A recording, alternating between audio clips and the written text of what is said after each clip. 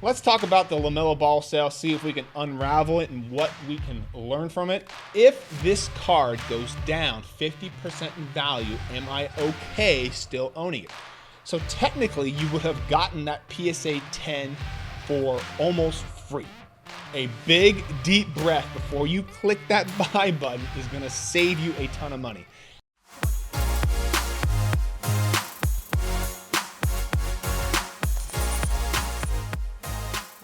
All right, welcome back to another episode of the Powers Sports Memorabilia Show. I'm your host, Matt Powers. Thank you again for joining me. Please visit the website, powersportsmemorabilia.com. Also, give me a follow over there on Instagram, at Powers Autographs. Well, according to Slash Stocks, on April 11th, the first ever PSA 10 of LaMelo Ball's 2020 Prizm sold for $1,850. Wow.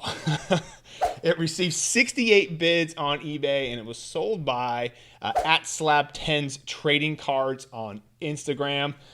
First off, let me start off by saying congrats. That's a great sale. First to market. You get to reap all the benefits.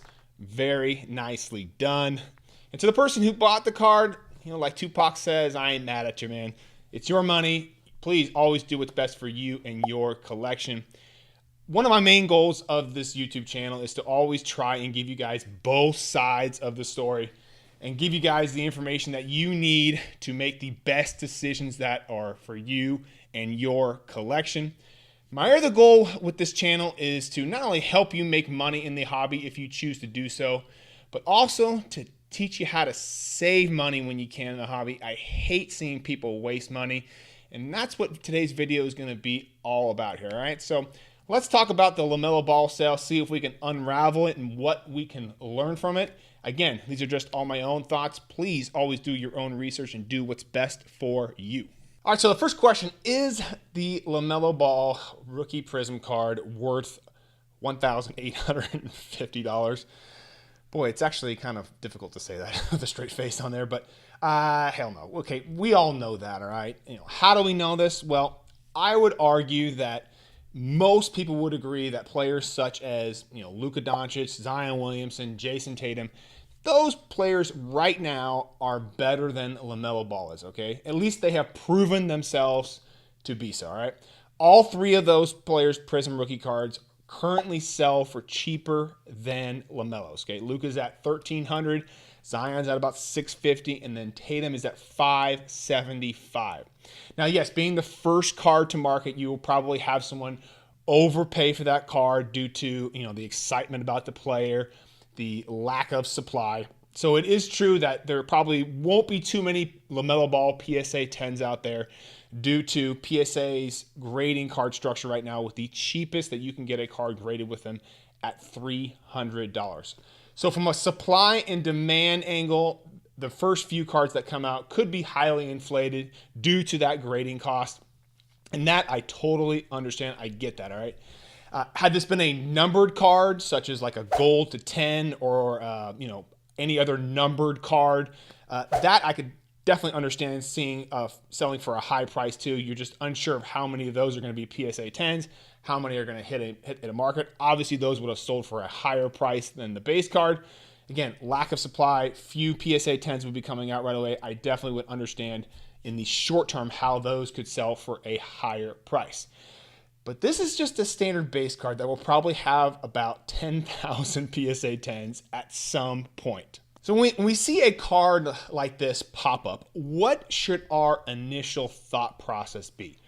Well, first off, you got to ask yourself this question: who do you see this player comparing to in the future? If you think LaMelo Ball is going to be a great player, and I hope he does. It seems like he's a very talented player. I think he's going to have a very solid NBA career. He's obviously got a big name recognition. Right now, he's averaging almost 16 points a game in his first NBA season. I think I scored 16 points a game in my high school career, maybe 5 times. So I definitely was a lockdown defender, but 16 points a game in your first year in the NBA is no joke. So let's say you compare him to, I'm just going to take a guess here, about like a Jason Tatum type player, okay? Tatum's in his 4th year right now. His rookie season, he averaged almost 14 points a game. This year, he's averaging almost 26 a game, and he's averaging about 19 for his career, okay? The cheapest I could find on eBay right now for a Jason Tatum 2017 Prizm, that's card number 16, is a PSA 10, was $575, all right? LaMelo Ball's card is not worth 3.2 times what his is, all right? Now, granted, the PSA 10 pop for Jason Tatum is 4,840, but that's still nowhere near Zion or Luka's PSA 10 Prizm population report, all right? So, number 2, is this card readily available in this condition, all right? That's a question that you want to ask yourself. Numbered cards, color parallels, other short print cards, yes, those can be in limited supply, but if you're looking at a base card, you should know that there have been probably tens, if not hundreds of thousands of these things printed, okay? Now, if this year's printing was poorly done, which it's Prizm, so it's probably going to be true, okay? The PSA 10 population report could probably be decently low, okay? I'm guessing that with LaMelo Ball's card, it's probably going to be about 50% are going to be a PSA 10s, given once we get a whole bunch of cards graded later on this year and start getting some decent numbers in that PSA 10 population report. However, at this point, it's just way too early to tell with this card what that PSA 10 population is going to be. I think most of us agree that the centering is probably going to be off there, but 50% PSA 10 rate, while still not great, isn't really all that bad for a base card. All right, third question you want to ask yourself is, does this card have the potential to go up in value from its current price? All right, let's say if LaMelo Ball in a weird world was having an MVP type year in his rookie year, and the Hornets were potentially going to win a NBA championship, and you bought this with the hope that he was going to win that award and win the championship, and understanding that there was going to be a limited PSA 10 supply coming out due to their grading costs. From an investment angle, that I could definitely understand, assuming you think that that card was going to be worth $3,000. Boy, that was hard to say with a straight face. Fourth question you want to ask yourself is, if this card goes down 50% in value, am I okay still owning it? Let's put yourself in the shoes of the buyer, okay? You bought this at $1,850. And let's assume that it goes down in value to $925, which, given the pricing of all the other superstars, Prizm rookie cards, that's most likely going to happen. Are you still okay owning this card, okay? Do you still want the card at that value?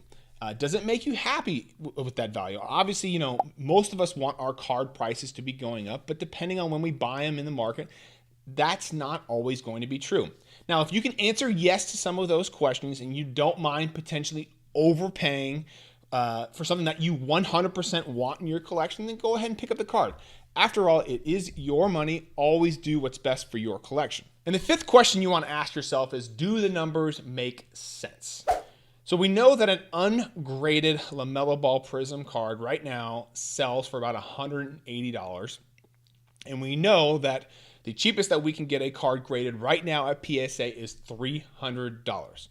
So you could technically do this yourself for about $480 if you were successful at getting a PSA 10. Now ask yourself, could you submit 3 LaMelo Ball cards to PSA and pay $1,440 for those cards and the grading and potentially get a PSA 10 yourself and still have $410 in your pocket on top of that? I would argue yes. Now, assuming that you did your homework on the cards, you bought some nicely centered cards, they don't have any issues. And on top of that, you would have a PSA 10 that you got graded already that you could have in your collection. And then let's assume you got PSA 9s on the other ones. You'd have 2 PSA 9s. And the cheapest I could see on eBay right now was someone was asking $700 for one. Now, whether or not it sells for that price, I don't know. But let's assume that it sells for $700, right? If you've got 2 that you sold for $700, that's $1,400. You had an initial $1,440 investment. So technically, you would have gotten that PSA 10 for almost free. All right? That's crazy. All right, so what can we learn from this sale? Well, the first thing we can is buying the first card to be graded from PSA in most cases is a bad buy, especially for non-numbered cards. In most cases, you're probably overpaying for that card. Okay, chances are, especially with base cards, more of those are going to get graded, and the PSA 10 population will grow, and the price will come down. All right. Patience is the key in this industry.